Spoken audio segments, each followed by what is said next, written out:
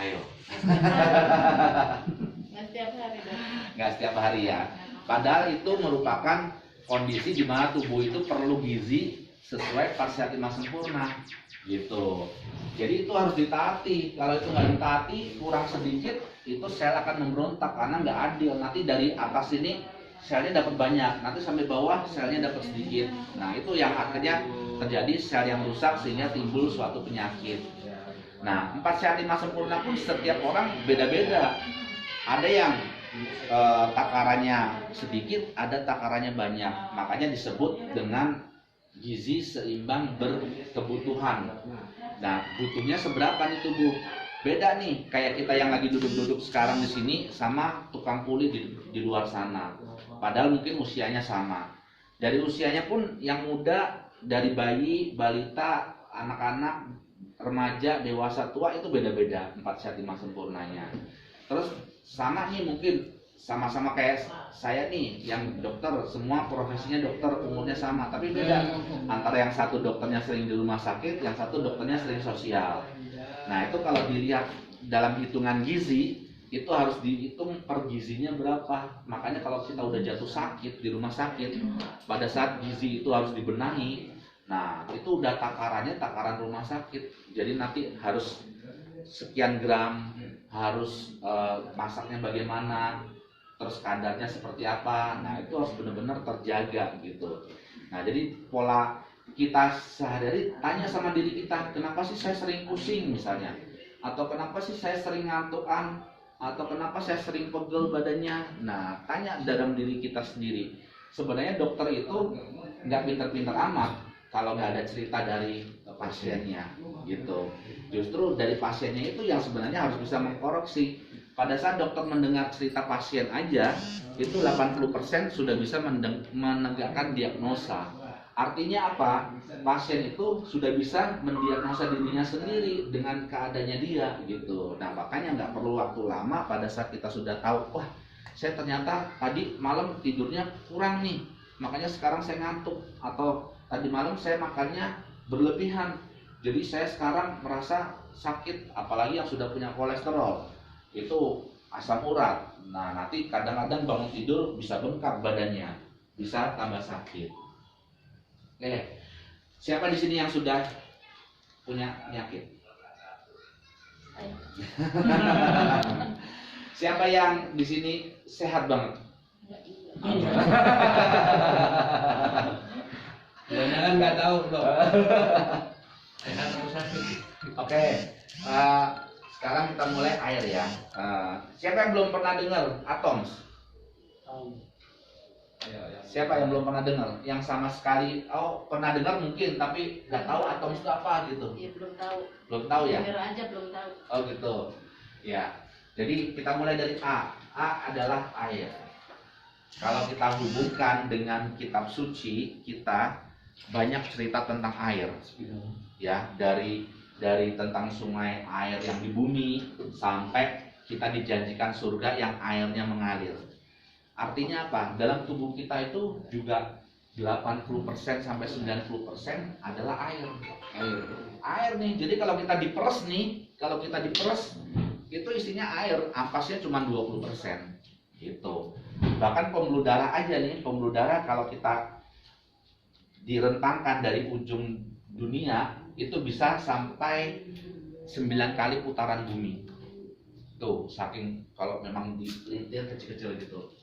Nah, jadi kenapa pentingnya air? Ya tadi pertama karena memang bagian kita adalah air, dalam 80% adalah air. Nah, ini yang harus dijaga kestabilannya. Tidak perlu pakai teori macam-macam sebenarnya. Gimana kadar kita bisa mengetahui kadar kita di dalam tubuh? Banyak tanda-tandanya. Contoh apa? Ada yang tahu kalau kita sedang kekurangan air? Lemas. Boleh. Apalagi? Dehidrasi. Aus. Wah, canggih nih udah ada kata dehidrasi. Iya. Coba aku, apa sih artinya dehidrasi?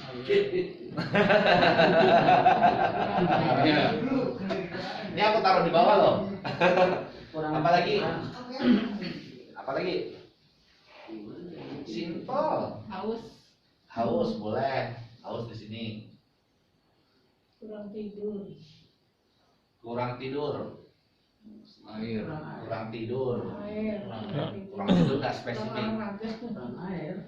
Apa lagi? Akibat orang kekurangan air. Ini ada dua indikator paling atas. Apa? Gampang. Gampang. Nah, Mati. bibir terasa kering. Kering. Bibir Belum, kering. belum pecah. Belum Masih pecah kering. belum.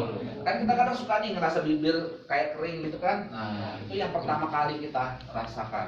Kurang Itu air. artinya apa? Tubuh butuh. Kayak kita sekarang puasa lah pasti. Sekarang ini pasti udah ngerasa bibir kayak kering-kering gitu kan. Iya. Nah, itu berarti udah menandakan tubuh itu kekurangan air. Kulit kusam. Nah, itu baru kulit bukan kusam, kulit kering. Kulit Baru kering. kita lihat kulit. Panas dalam. Wah, wok lu kurang air lu. Basah begini. Baru haus, lemas. Nah, terakhir dehidrasi. Kalau udah ada kata dehidrasi, artinya ini harus Drop. diinfus. Infus. Nah, itu. Jadi kalau dehidrasi itu sudah tubuh kekurangan 50 sampai 60% cairan. Artinya kalau nggak diinfus cepat akan muncul reaksi-reaksi tubuh yang bahaya. Penyakit lainnya. Bukan penyakit, gangguan. Gangguan. Fungsi ginjal. Fungsi macam-macam, bisa fungsi ginjal, bisa fungsi jantung, gitu. Nah, jadi dengan air aja kita bisa ngerasain nih kurang apa enggak. Nah, ada lagi cara kita sudah cukup enggak kita minum. Artinya dengan indikasi apa sih kita tahu minum. Kalau kita sudah cukup minum, berarti kan ini tanda-tanda nggak ada nih. Iya. Nah, tapi belum tentu juga dengan tidak ada tanda ini air putih kita cukup. Ada yang bisa kita lihat dari sangat gampang dari B A K. Apa itu? Ya, Pak. Buang air keras. Wah, Kucing. Buang air kecil.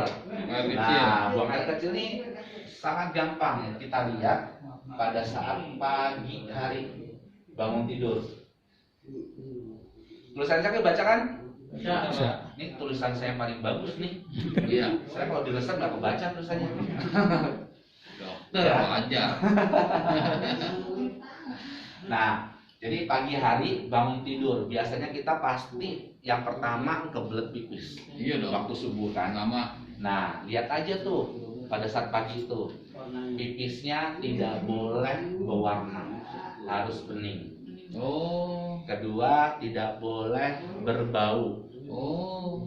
Ketiga, tidak boleh Banyak. Habis makan jengkol malah Keluar. tidak boleh berbusa. busa. Oh, Tidak boleh berbusa. Berbusa kenapa itu? Dia minum sabun. Banyakkan deterjen. Terus yang keempat, tidak boleh berasa. Cuman kalau berasa kan kita nggak mungkin ngerasain. Bisa sih bisa ngerasain aja nggak apa-apa. Ada rasanya nggak gitu Ustaz? Oke, ada 4 ya indikasi tadi. Apa lagi? Apa? Coba sebutin ayo.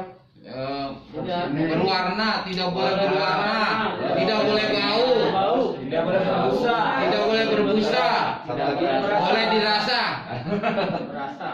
tidak berasa. Satu lagi dok. Dia pakai ini. Nah, sabuknya kan atau Bahaya celana. soalnya. Nah, kan ada sabuk tuh. Nah, sehingga bahaya kalau dia kena benturan gitu. Ya oh. Jadi ginjal di sebelah kanan ini. Nah, jadi ini ya, jadi 99% insya Allah sehat.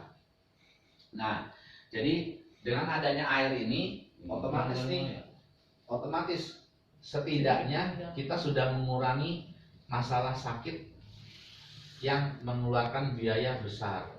Alhamdulillah.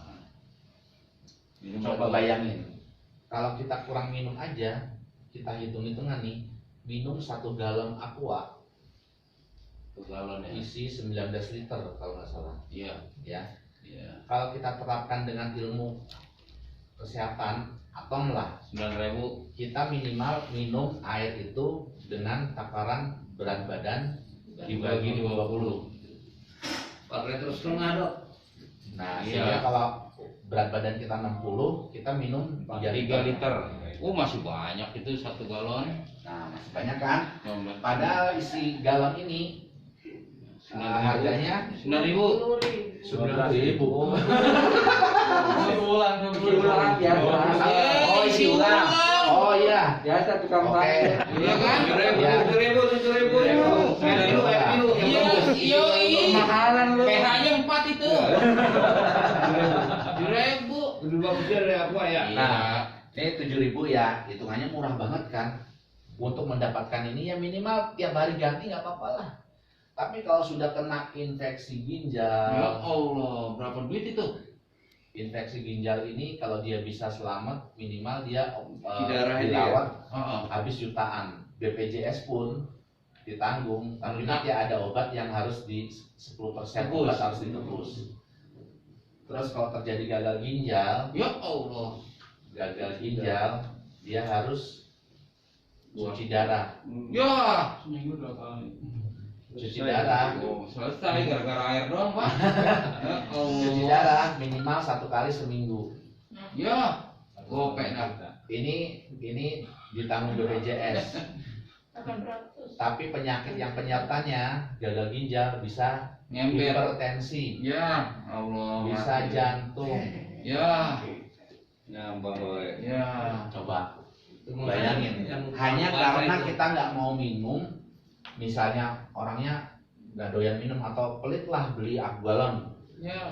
dari 7.000 yang kita hemat, tapi ratusan ribu kita udah ngeluarin obat yang nggak ditanggung BPJS. Kalau kita nggak punya asuransi malah Iya. ini sekali cuci darah, ini 1 juta. 1 juta. 1 kali seminggu udah 1 juta kali 4 berarti udah 4 juta. Obatnya sekitar 500.000. Ya. 7.000 kali 30, 210.000 Bayangin. bulan ya. Nah, kalau kita mau